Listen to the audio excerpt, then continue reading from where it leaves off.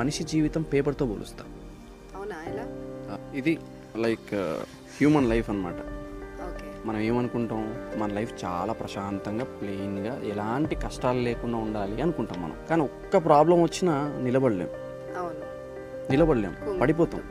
కానీ నేనేమని చెప్తా అంటే, స్నేహితులు చేసిన మోసాలని అనుభవించు, ఇంట్లో జరిగిన అవమానాలని అనుభవించు, ప్రేమలో మోసపో, నలిగిపో, జీవితం నిన్ను నలిపేస్తుంది, నలిగిపో, టైం పడుతుంది నువ్వు హీల్ అవ్వడానికి, హీల్ అవుతావు. కానీ దీని తర్వాత నువ్వు ఇచ్చే స్టాండప్ ఉంటుంది చూసావా,